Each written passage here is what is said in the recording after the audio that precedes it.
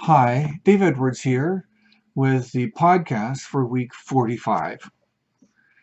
Our affirmation this week is I prioritize and focus on my own progress and not those of my peers. I control myself, my thoughts, and deal with my challenges. I was watching an old episode of Charmed with my wife the other day. In case you're not familiar, this is a show from the 1990s. Where three young women in San Francisco save innocence from evil influences and try to figure out their own complicated lives. In this particular episode, the middle sister was agonizing over going to her 10th high school reunion. As you might imagine, there was a lot of angst. Who was the prettiest? Who married well?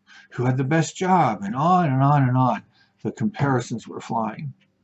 Now, this is not an unusual episode or type of episode in almost any ongoing TV show, as we all have moments, big and small, where we compare ourselves to others.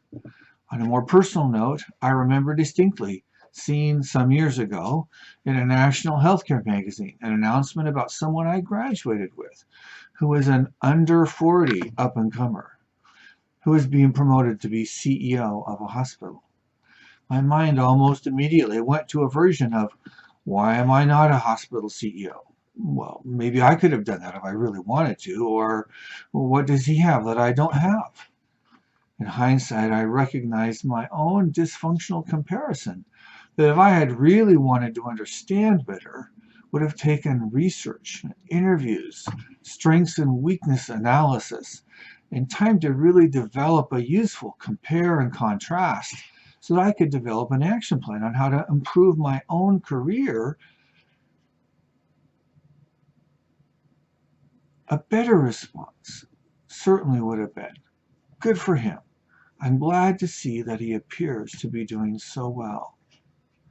The fact is, there are so many variables and so many that we don't have control over that most of the comparisons we make are not only discouraging, but also destructive.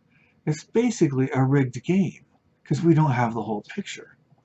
Does it matter that this person I barely knew had on the surface gone further faster than I? Was I unhappy in my current role with work?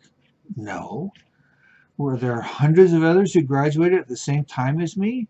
If I saw an article about one of them who was drunk and found homeless at downtown, would I feel somehow superior or better than them? Again, I have no idea the circumstances and how I might have responded in the same ones. So why compare? In the end, the only thing I control is myself. And sometimes even that's questionable. I am the only one who knows my challenges and opportunities, my talents, my internal and external resources, and my goals and priorities. So there's plenty there for me to focus on, just to try to do a little better today than I did yesterday, without engaging in silly and potentially destructive, discouraging comparisons. I hope you enjoy the affirmation this week. Please, as you have insights, share them on our Facebook page so that others can benefit. Thanks again, and have a great week.